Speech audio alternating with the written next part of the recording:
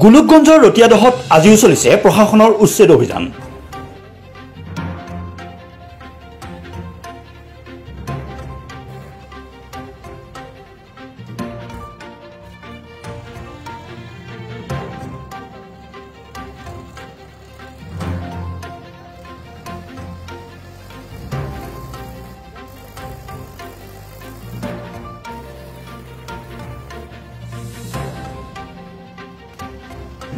সমগ্ৰ অসমত চৰকাৰী ভূমিত চলিছে প্ৰশাসনৰ উচ্ছেদ অভিযান। ইয়াকে লৈ ৰাজ্যৰ ৰাজনীতিত চলিছে গৰম বতাহ। তৎসত্ত্বেও একাংশ সন্দেহজনক নাগৰিকে অব্যাহত ৰাখিছে চৰকাৰী ভূমি অধিগ্ৰহণ।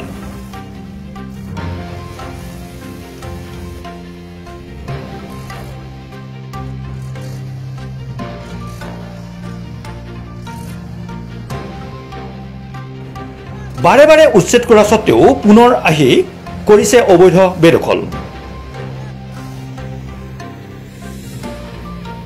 গোলোকগঞ্জৰ পশ্চিম ৰতিয়াদহ দ্বিতীয় খণ্ডৰ গংগাধৰ নদীৰ ওচৰত আজিও চলিছে অভিযান। আগমনী ৰাজহ চক্ৰ বিষয়া হৰেকৃষ্ণ ডেকাৰ উপস্থিতিত চলিছে অভিযান।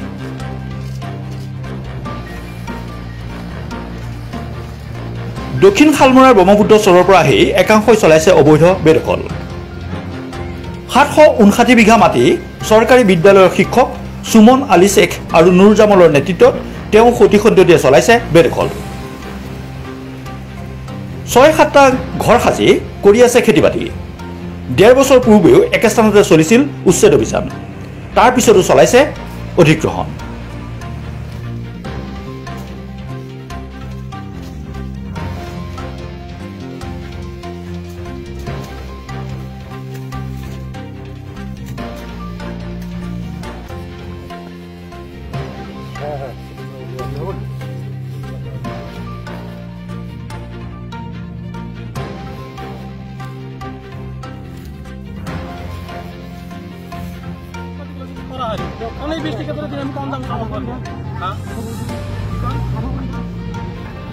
आधा घंटा मुझे देना है तो हरा हर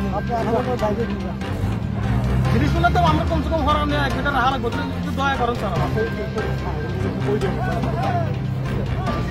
কি হয়েছে মানে মাটিটা 15-20 বছর ধরে খাই আছে এই মাটিটা। তার দাদার সম্পত্তি আছে 34 বিঘা পাট্টার মাটি। একটু পাট্টার মাটি হয়, কাগজপত্র সবে আছে। বহুদিন পুরানা আমি যেতিয়া সৰু সৰু আছিলো তেতিয়া আমি ইয়াত ফুটবল খেলাইছো, ভলিবল খেলাইছো, আটাইবিলাক খেল ধেমালি কৰিছো। কিন্তু বৰ পৰিতাপৰ বিষয় যে যোৱা 23 অক্টোবৰ 2024 বিভাগীয় নিয়ম অনুযায়ী আমাৰ সাৰ্কেল অফিচাৰ হৰেকৃষ্ণ ডেকা ছাৰে এইখিনি তৎপৰতাত এইখিনি উচ্ছেদ কৰিলে। আকৌ সেই উচ্ছেদ মাটিত আমাৰ ডিসি ছাৰৰ মানে বেনাৰ লগোৱা আছিল, সেই বেনাৰখিনি ছিঙি আকৌ তেখেতে ঘৰ বাৰী বনাই আছে। ইয়াত লিড কৰিছে চৰকাৰী শিক্ষক সুমন আলী শেখ। সুমন আলী শেখৰ নেতৃত্বত বাহিৰৰ পৰা মানুহ আনি আকৌ আমাৰ খেলপথাৰখন বেদখল কৰিছে, কলগছ লগাইছে, খেতি বাতি কৰিছে। আকৌ আমি সমূহৰ ৰাইজে আমি খেলপথাৰৰ হৈ মানে গংগাধৰ খেলপথাৰৰ কমিটিৰ হৈ মই প্ৰেচিডেণ্ট হিচাপত আছো, আমাৰ ছেক্ৰেটাৰী হিচাপত জগদীশ চন্দ্ৰ ৰায় তেখেতে আছে। আমি যৌথ ভাৱত হিন্দু মুছলিম আটাইবিলাক যৌথ ভাৱত আমি আকৌ উচ্ছেদৰ সেইখিনি কৰাৰ পিছত আজি ধুবুৰী জিলাৰ ডিসি ছাৰৰ মহোদয়ৰ নিৰ্দেশ মৰ্মে আগমনী চক্ৰ বিষয়া ছাৰে আৰু গোলগঞ্জৰ অচি ছাৰ মহোদয়ৰ নেতৃত্বত আজি আকৌ আমি সেই খেলপথাৰখন উদ্ধাৰ কৰিবলৈ সক্ষম হৈছো। ইয়াত কেইটামান পৰিয়াল আহি মাটিটো বেদখল কৰিবলৈ আৰম্ভ কৰিছিল। তেওঁলোকক আমি আগতে ভাৰবেলি তেওঁলোকক ইয়াৰ পৰা আঁতৰি যাবলৈ কৈছিলো, তেওঁলোক যোৱা নাছিল। সেইকাৰণে আজি আমি আহি অফিচিয়েলি তেওঁলোকক আমি ইয়াৰ পৰা উচ্ছেদ কৰি দিলো। স্যাৰ এবছৰ পৰে আপনাৰ উপস্থিত এভেকশন আছিল, তাৰপিছত পুনৰ আহিছে, আকৌ অহাৰ সম্ভাৱনা আছে? সেইটোতো আমি কেনেকে কম এতিয়া, যদি আহে আকৌ তেনেকে পদক্ষেপ ল'ব লাগিব। মানে ইয়াৰ পিছত যদি আহি থাকে তেনেকে আপোনালোকে ভাঙি থাকিব, এনেকুৱা হৈ থাকিব নেকি? সেইটো বিষয়ত আৰু মই কি ক'ম। সেইটো যিটো চৰকাৰী নিয়ম, যেতিয়া চৰকাৰী খাজ মাটিত কোনো মানুহে আহি বেদখল কৰে সেইটো ইমিডিয়েট চৰকাৰীভাৱে তাক এভিকশ্যন কৰাই দিব লাগে ৰেভিনিউ ডিপাৰ্টমেণ্টৰ পৰা।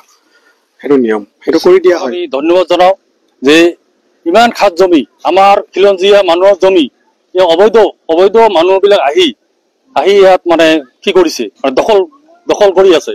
আমি চাৰ্কেল অফিচাৰক আমি আবেদন কৰিছো ডিচিক আবেদন কৰিছো কৰাৰ পিছত আজি চাৰ্কল অফিচাৰে আহি নিজে আহি আজি উচ্ছেদ চলি আছে কি উচ্চতা আজি 5-6টা মান ঘৰ উচ্ছেদ হল ইয়াত হৈ গল আৰু মৰাপাট খেতি আছে বহুত ইয়াত উচ্ছেদ হৈ আছে মাটি কিমান আছে ইয়াত আমাৰ মণ্ডল ৰেপৰ্ট মতে 711 বিঘা